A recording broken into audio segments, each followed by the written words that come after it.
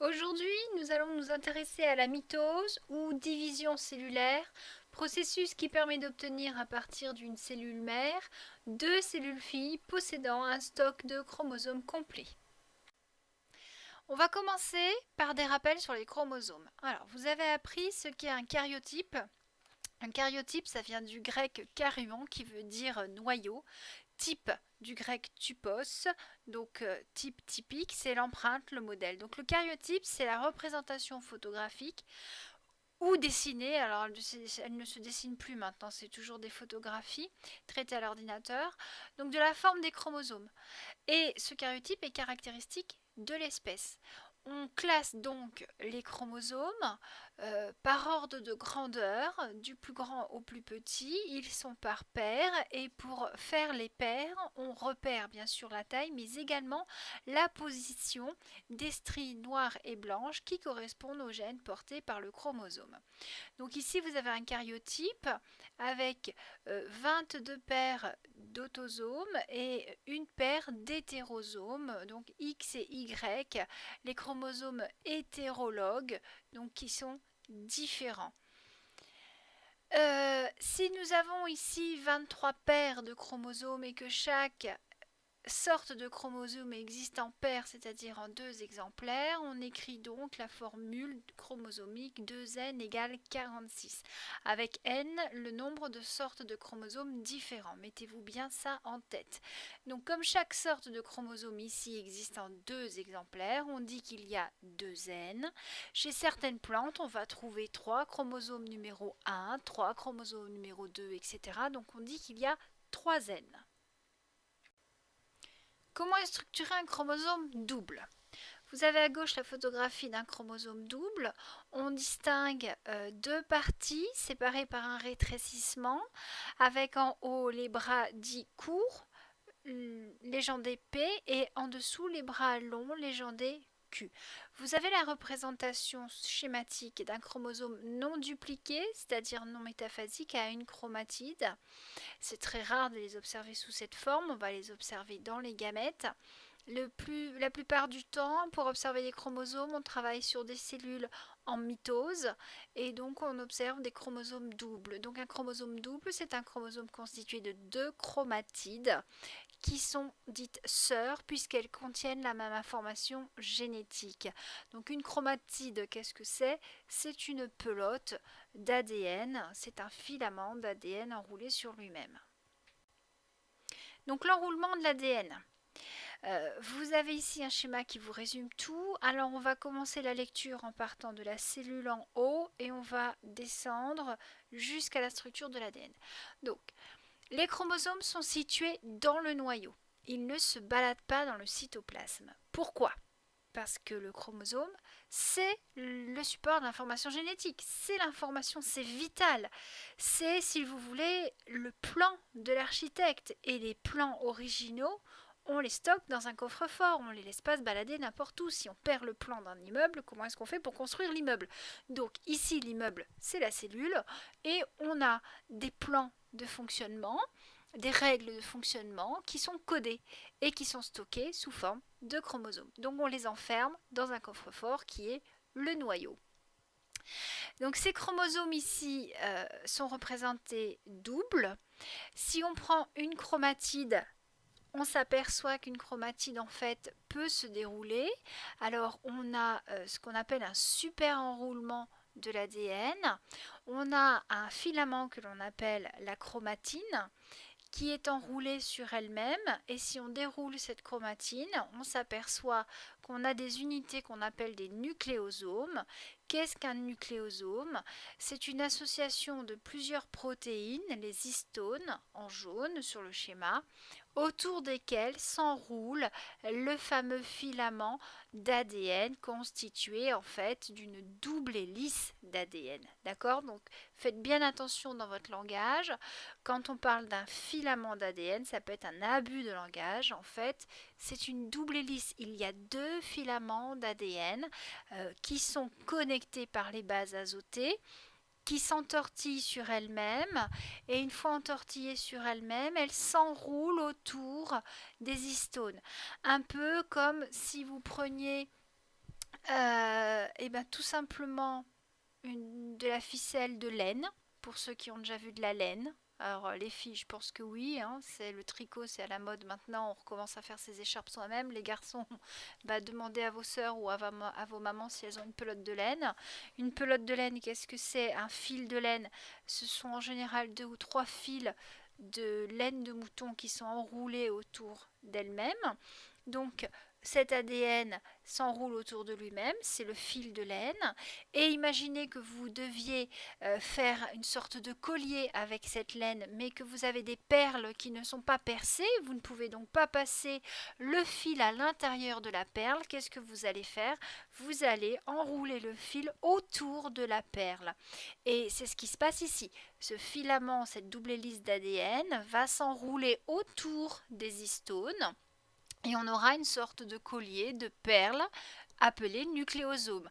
Et une fois qu'on a ce collier va s'enrouler sur lui-même et on obtient comme ça encore une sorte de corde un peu plus épaisse qui va elle-même encore s'enrouler sur elle-même jusqu'à former une super pelote, un super enroulement qu'on appelle une chromatide. Et quand on a 2 chromatides accrochées ensemble par leur centromère, on appelle ça un chromosome. Donc je vous rappelle que les 2 chromatides sont identiques génétiquement. Elles possèdent les mêmes gènes mais également les mêmes allèles. Je vous rappelle qu'un allèle est une version d'un gène. Un gène est une portion d'ADN qui code pour un caractère, c'est une unité d'information. Et cette unité d'information, elle est variante. Par exemple, le gène couleur des cheveux, on va avoir la version brune, la version châtain, la version blonde, etc. Pour ceux qui ont un peu de mal à comprendre, l'unité d'information, le gène, c'est le film Le Seigneur des Anneaux, et les différents allèles, ce sont les différentes versions du film. Seigneur des Anneaux, version courte, version longue, version, je sais pas, française, version anglaise, etc. Comment une cellule se divise-t-elle en deux lors d'un épisode appelé mitose? Alors, d'où vient ce mot? Ça vient du grec mi, qui veut dire en deux, et tom, qui veut dire couper. La mitose se déroule chez toutes les cellules. On l'observe ici sous forme de dessin dans une cellule animale. Il y a 4 phases: prophase, métaphase, anaphase, télophase. On peut l'observer également dans des cellules végétales. Vous travaillez souvent en travaux pratiques sur des racines d'ail. Alors pourquoi des racines? On travaille sur la pointe de la racine qu'on appelle le méristème, c'est la zone de croissance. Donc là où les cellules se divisent en deux pour produire d'autres cellules pour pouvoir allonger la racine. Donc c'est dans cette zone-là qu'on va pouvoir observer des cellules en division. Et vous remarquez sur cette photographie une cellule particulière où on voit des filaments noirs. Ce sont donc des chromosomes et nous sommes en métaphase. Les chromosomes sont alignés sur l'équateur de la cellule.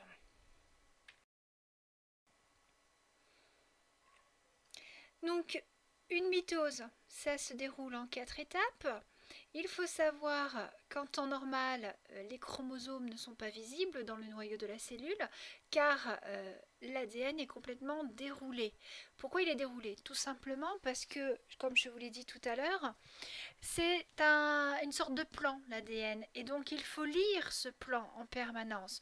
Donc vous avez des petites enzymes, des protéines qui se mettent sur ce filament d'ADN et qui avancent dessus et qui lisent le code au fur et à mesure pour pouvoir fabriquer les éléments nécessaires au fonctionnement de la cellule, c'est-à-dire des protéines.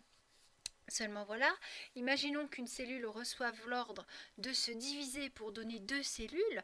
Imaginons que ce soit au niveau de votre peau, vous vous êtes blessé, vous vous êtes déchiré la peau. Il faut fabriquer de nouvelles cellules pour boucher ce trou. Donc les cellules proches de la blessure vont recevoir un ordre, un signal de détresse des cellules blessées et vont entamer un processus de division pour multiplier le nombre de cellules et pour réparer ce trou. Le problème est qu'il faut que chaque cellule fille issue de la division possède un stock de chromosomes complet, un stock d'ADN complet, c'est-à-dire tous les plans de l'architecte, sinon les cellules filles ne pourront pas fonctionner. Il va donc falloir bien sûr faire une copie des plans. Et ensuite, il va falloir organiser tout ça pour que le déménagement, si vous voulez, se passe bien. Si on laisse tous les filaments enchevêtrés tels qu'ils sont, au moment où on va couper la cellule en deux, ben on va carrément tout casser. C'est exactement comme les cheveux d'une fille le matin. Alors les gars, vous allez me dire, nous on a les cheveux courts, certains ont les cheveux longs. Bah, ceux qui ont les cheveux longs, les gars, vous savez de quoi je parle. Quand on a les cheveux longs, qu'on se lève le matin, nos cheveux sont enchevêtrés, on passe un coup de brosse dedans et paf, ça casse, on casse des cheveux. Donc ici, les filaments d'ADN vont s'organiser en pelotes qu'on appelle des chromosomes. Donc on a l'étape de prophase où les chromosomes se condensent, hein, l'ADN se condense, les chromosomes se forment. Ensuite on a la métaphase où les chromosomes vont s'aligner sur l'équateur.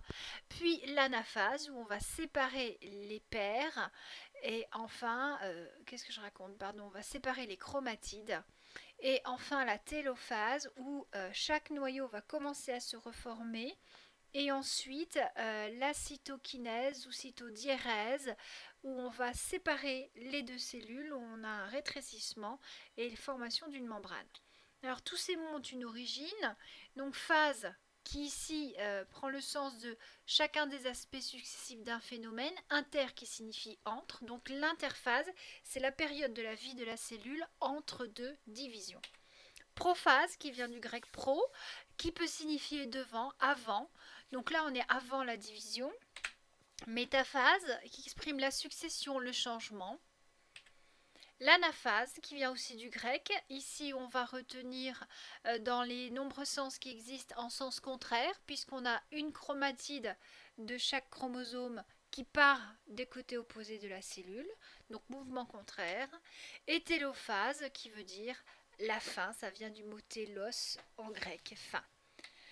Donc, pour retenir ces quatre phases, soit vous giclez le mot phase, puisque finalement, phase, ce n'est qu'une étape. Donc, vous ne retenez que les préfixes pro, méta, ana, télo. Sinon, il y a des moyens mnémotechniques pour, mon amour, toujours, donc les initiales P, M, A, T, ou pour mon ami Théodène, pour ceux qui sont un peu moins romantiques.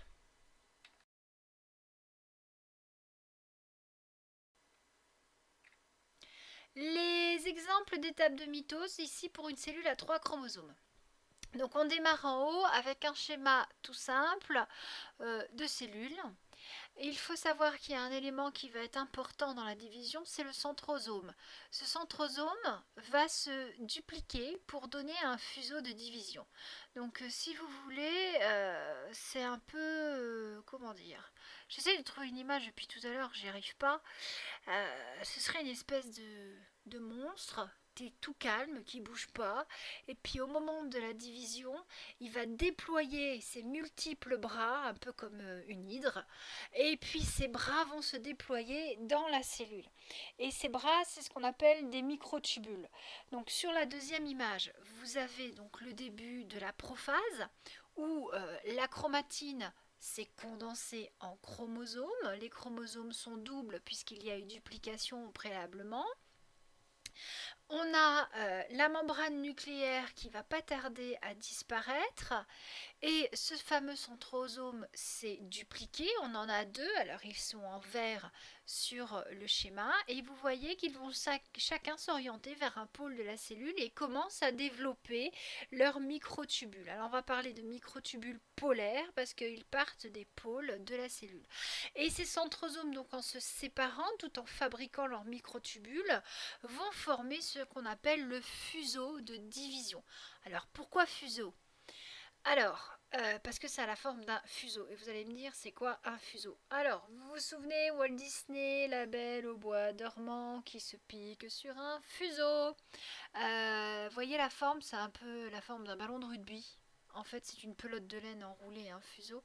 Ça sert à fabriquer la laine. Ça a surtout la forme d'un ballon de rugby. Donc ici, en fait, les centrosomes vont se positionner à chaque pôle de la cellule. Ils vont fabriquer des microtubules qui vont se positionner. Globalement, ça va donner la forme d'un fuseau, d'un ballon de rugby. Donc la prophase en photographie au microscope électronique, voilà ce que ça donne. Il y a Il paraît pas y avoir d'organisation dans le noyau, les chromosomes sont situés un peu partout. Une chose est sûre, c'est qu'ils vont s'appareiller par paires, c'est-à-dire qu'ils vont se mettre les paires ensemble. Donc là, on a fait un dessin tout simple. On a une mitose avec 3 chromosomes. Donc, dans la mitose, les chromosomes ne se mettent pas par paire, ils ne s'accrochent pas, ils se retrouvent souvent à côté mais ne s'accrochent pas. Par contre en méiose, on va voir après, vraiment les paires s'accrochent et restent ensemble. Donc là ici, l'important c'est que dans la prophase, l'ADN, donc la chromatine qui était décondensée va se condenser. Tout ça pour éviter les enchevêtrements et les cassures. Donc on a nos super pelotes, nos super enroulements qui sont faits. On a nos centrosomes qui s'organisent et on va avoir donc une petite étape intermédiaire qui s'appelle la prométaphase où là on commence à voir donc la position de métaphase avec les 2 pôles du fuseau de division. On va appeler ça aussi le fuseau mitotique. Pourquoi? Parce qu'on est dans la mitose où on a donc nos 2 petits monstres là qui envoient des bras, euh, les microtubules, pour essayer d'accrocher les chromosomes. Alors vous allez me dire, mais où est-ce qu'ils accrochent les chromosomes? Et bien au niveau des centromères, il y a des espèces de pastilles constituées de protéines qu'on appelle des kinétochores et c'est là que le contact va se faire et les microtubules vont s'accrocher. Donc un microtubule, à partir du moment où il accroche un kinétochore, porte le nom de microtubule kinécotorien. Donc les microtubules, ce sont des cylindres creux constitués de protéines fibreuses. Ils font partie du cytosquelette de la cellule. Plusieurs rôles. Maintien de la forme de la cellule. Ici, on est dans une cellule animale. Elle a une membrane qui est souple. Donc, ça va maintenir la forme. Ça va un peu comme en bricolage quand on met des étaux pour soutenir un plafond, etc. On met des poutres pour tenir la forme de la maison. Les microtubules vont jouer ce rôle-là. Elles vont jouer aussi, ils vont jouer le rôle de rails sur lesquels vont circuler les différents organites pour passer d'un endroit à l'autre de la cellule. Vous êtes d'accord que si vous êtes au milieu de l'eau, vous voulez avancer, et bien si vous avez une corde sous l'eau, vous vous accrochez dessus, vous tirez, vous avancez beaucoup plus vite que si vous essayez de palmer tout seul. Ça c'est le rôle des microtubules aussi, ils jouent le rôle de rails. Et donc, lors de la prométaphase, certains microtubules vont se lier au kinétochore et à ce moment-là, on va avoir progressivement une migration des chromosomes vers le centre de la cellule qu'on appelle l'équateur.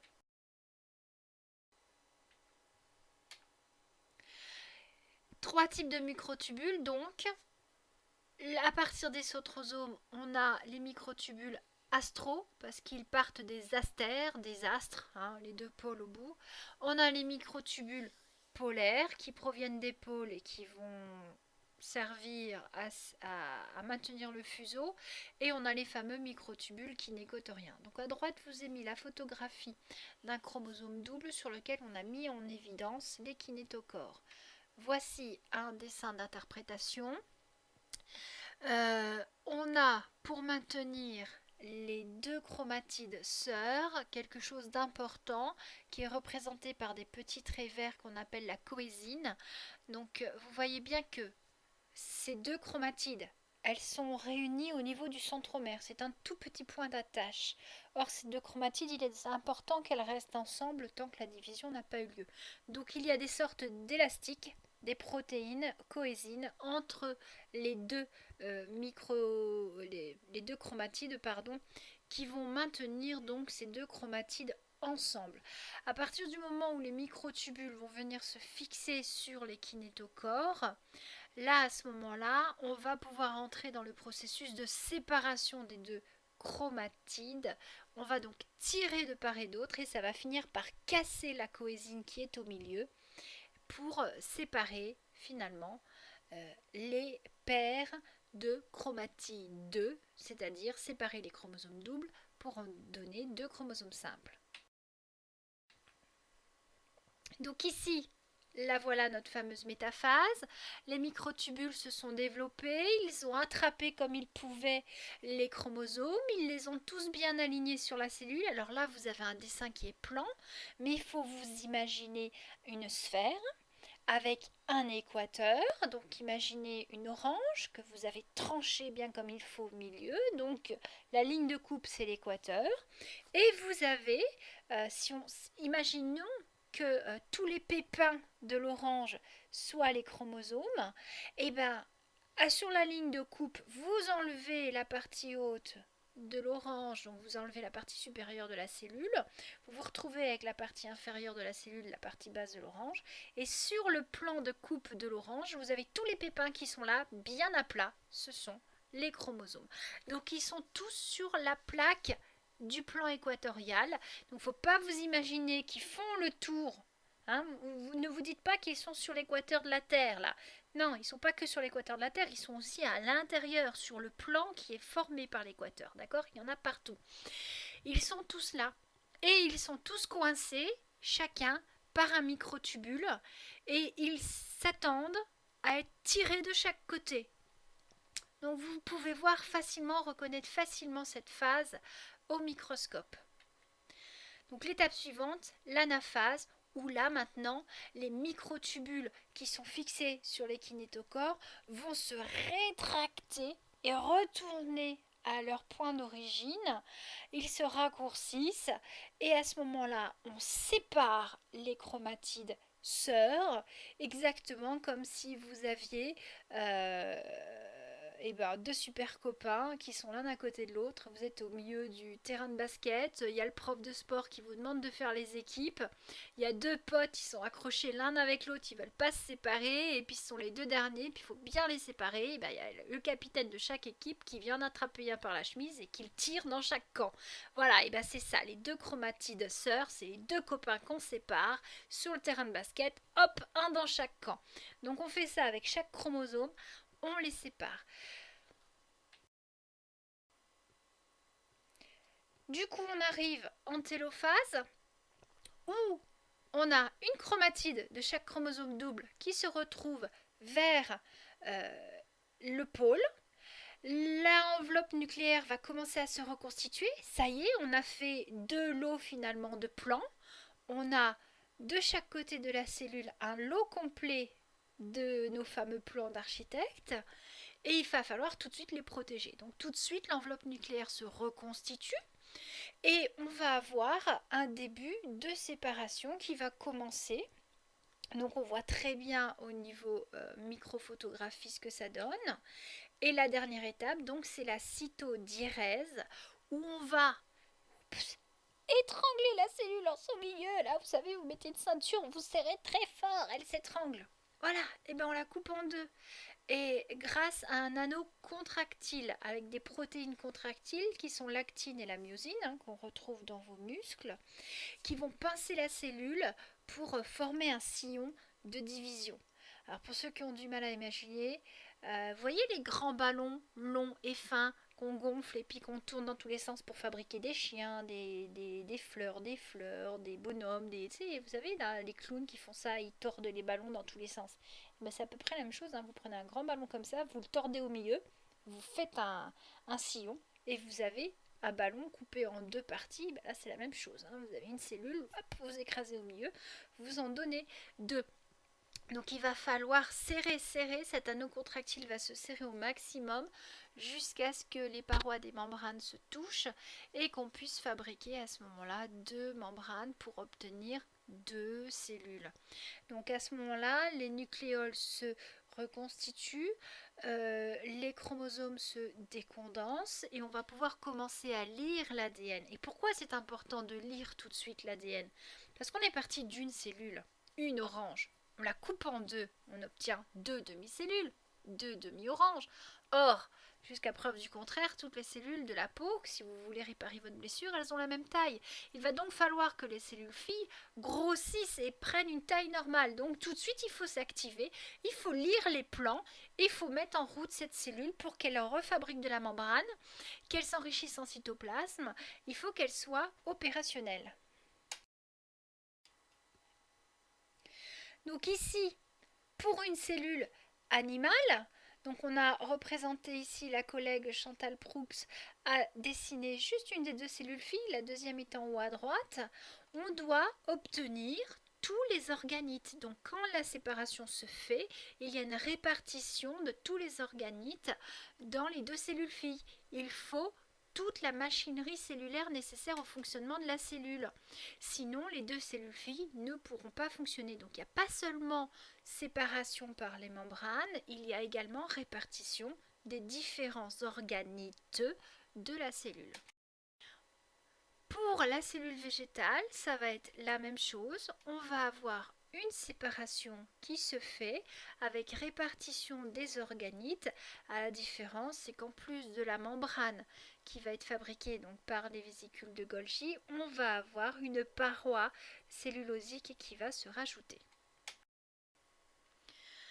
Maintenant, comment évolue la quantité d'ADN pendant le cycle cellulaire?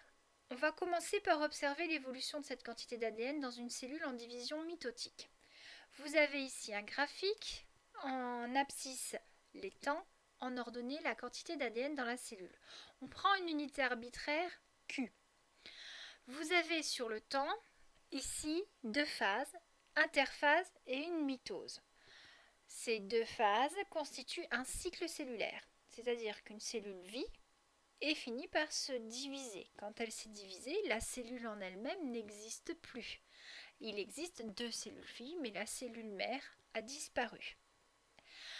Qu'est-ce qui se passe? On a une certaine quantité Q d'ADN au départ. Pendant un certain temps, une phase qu'on appelle G1, alors G ça vient de gap en anglais qui signifie intervalle. La cellule est au repos. Ensuite, elle va recevoir un signal de division. Elle va donc, phase S, synthétiser son ADN. Elle va donc faire des photocopies de son ADN puisqu'il va lui falloir un deuxième stock complet pour fabriquer la deuxième cellule fille. Une fois que la synthèse est finie, on a donc doublé la quantité d'ADN. On est arrivé à 2Q. On a une deuxième phase de repos. C'est fatigant de fabriquer de l'ADN, il faut des ressources. Donc deuxième phase, gap, intervalle de repos.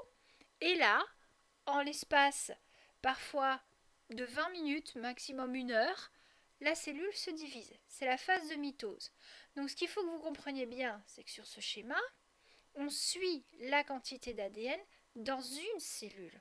Et donc, à partir du moment où on est dans la phase M de mitose, on va redescendre à Q. Pourquoi? Parce que c'est comme si on avait mis un petit bonhomme dans notre cellule de départ, il regarde ce qui se passe, puis arrivé au moment de la division, de la télophase, notre petit bonhomme, il va faire un choix. Il va devoir aller dans une cellule ou dans une autre. Donc il va rester, on va dire, du côté de la cellule où il était, le pôle sud par exemple, il reste dedans. Donc qu'est-ce qu'il constate, lui, le petit bonhomme qui est dans la cellule? Il voit que la quantité d'ADN revient à sa normale. Donc on redescend à Q. C'est normal puisque l'ensemble du double de l'ADN est parti dans l'autre cellule. Donc il faut bien que vous compreniez qu'à partir du moment où vous êtes sur la phase M de la mitose, la phase G1 qui suit, on est dans une seule cellule fille. Donc la première phase G1, on est dans la cellule mère. S, on est dans la cellule mère. G2, on est dans la cellule mère. Mitose, on sépare la cellule mère en deux cellules filles. Et la G1 suivante, on est dans une seule cellule fille. La deuxième cellule fille est virtuellement sortie du graphique avec sa quantité d'ADN. Tout le monde me suit? On continue. Donc ici, observation des formes de chromosomes pendant le cycle cellulaire. Au départ d'une mitose, les chromosomes sont doubles. À la fin, ils sont simples. Pendant la phase G1, les chromosomes se décondensent, on les lie, on fabrique toutes les protéines nécessaires au fonctionnement de la cellule, puis arrive la phase S, on va synthétiser des copies. On a donc deux chromatides identiques accrochées ensemble au niveau du centromère dans la phase G2 et elles sont décondensées. On arrive en phase de mitose pour éviter les enchevêtrements et que tout se casse. On recondense et à ce moment-là, mitose, on redivise. Donc, bien comprendre qu'en phase G1, l'ADN est décondensé, il est lisible par les enzymes qui lui permettent de réaliser sa fonction, alors qu'en mitose, l'ADN est condensé en chromosomes doubles non lisibles par les enzymes de la cellule, mais ça permet la division sans enchevêtrement des molécules. Donc la mitose permet d'obtenir des cellules au stock génétique complet, c'est-à-dire des cellules fonctionnelles.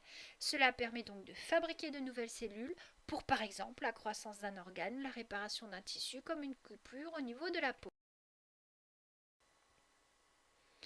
Résumé des événements au cours du cycle cellulaire. Tiens, j'ai une petite légende que j'ai pas animée celle-là, c'est pas grave. On a donc notre quantité Q d'ADN en fonction du temps. On démarre à 1, c'est la cellule mère. On a une cellule à 2 N.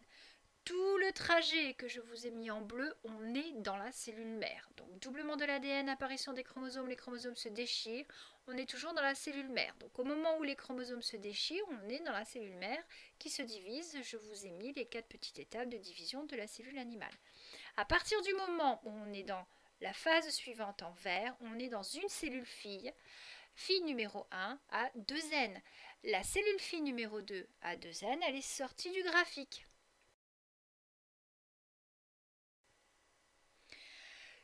Alors comment l'ADN est répliqué, c'est-à-dire dupliqué, copié pendant la phase S? Ça, c'est du programme de première S à maîtriser. Vous avez un chromosome à une chromatide. Une chromatide, c'est quoi? C'est 2 filaments d'ADN qui sont reliés par des liaisons hydrogènes entre les bases azotées. Adénine et thymine sont reliées par 2 liaisons hydrogènes. Cytosine et guanine sont reliées par 3 liaisons hydrogènes. Le code génétique fait qu'on lit les bases 3 par 3. Il y a 64 combinaisons possibles. Ne me demandez pas de les réciter, je ne les connais pas toutes par cœur. Vous avez un tableau du code génétique pour lire une molécule d'ADN. Ce n'est pas le sujet aujourd'hui. Donc, on a finalement 2 brins qui sont accrochés, qui sont complémentaires, exactement comme une fermeture éclair sur laquelle on a écrit les lettres. Pour copier, il va falloir lire. Et ce qui compte donc, ce sont les bases, puisqu'on les lit 3 par 3, ce qu'on appelle les codons. Il va donc falloir ouvrir la molécule et copier. Ce qui veut dire qu'on a des enzymes, comme l'hélicase, qui vont séparer les 2 molécules d'ADN. On appelle ça une fourche de réplication. Donc comme on en a 2, parce que l'hélicase, elle ne choisit pas de se mettre au début de la molécule. En général, elle se met au milieu. Il y en a 2 qui s'y mettent. On fait ce qu'on appelle un œil de réplication. On ouvre, comme quand vous ouvrez vos paupières, là, ça fait la forme d'un œil. On a 2 ADN polymérases. Polymère, c'est un assemblage de plusieurs unités identiques. ASE, tout ce qui se finit en ASE, ce sont des enzymes, ce sont des molécules qui ont des actions.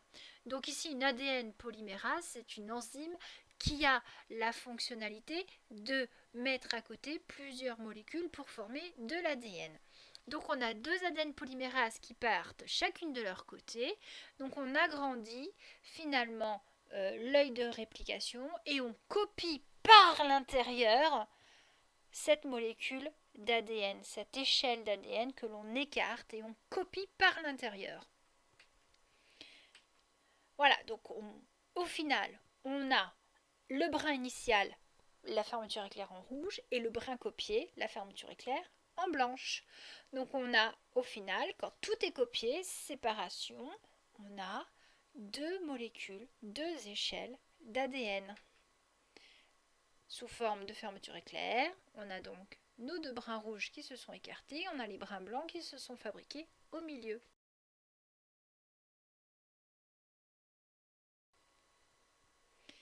Donc les yeux de réplication, il n'y en a pas qu'un seul, il y en a plusieurs sur une molécule d'ADN. Vous avez ici la photographie, son interprétation. Je vous ai mis un schéma dessous qui vient du site de Dijon et sur lequel donc on voit de manière très synthétique la fabrication de la 2e molécule d'ADN pour chaque brin.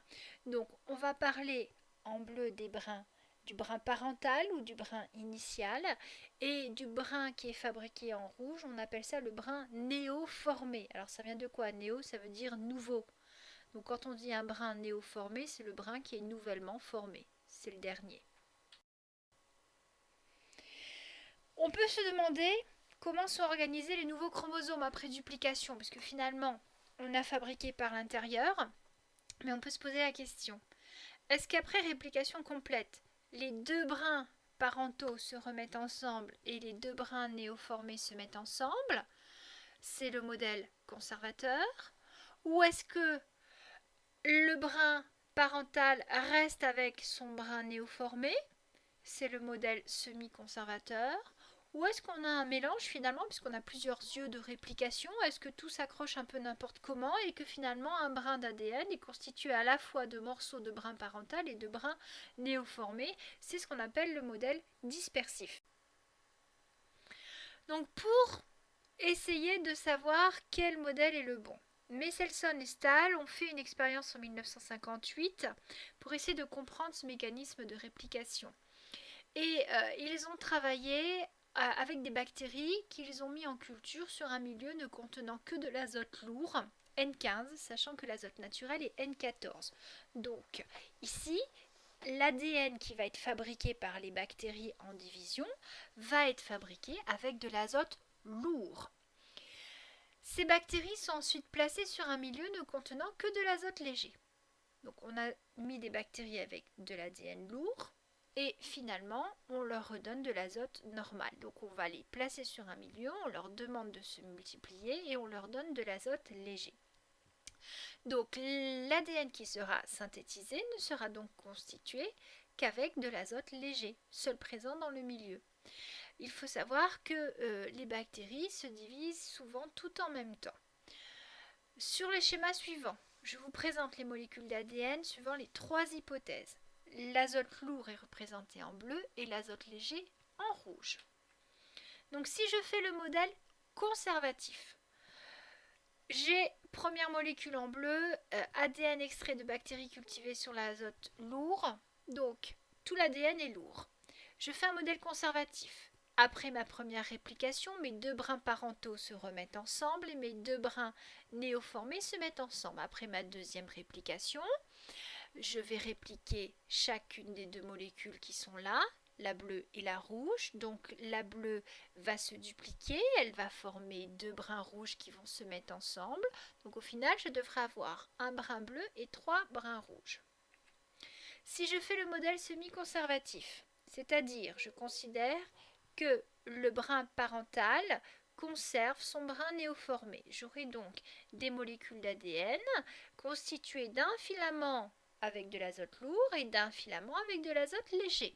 Si je fais ma deuxième réplication, je réplique avec de l'azote léger, je vais dans ce modèle-là avoir des nouvelles molécules qui vont se former constituées entièrement avec de l'azote léger.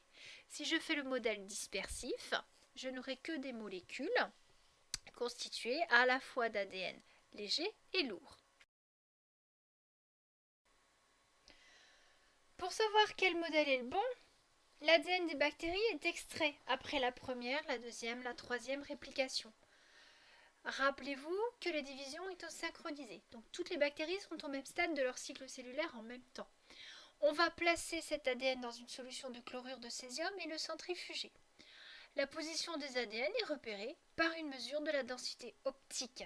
Cette manipulation, elle permet de séparer les molécules selon leur poids. Et voilà le résultat. Donc on a nos deux cultures témoins.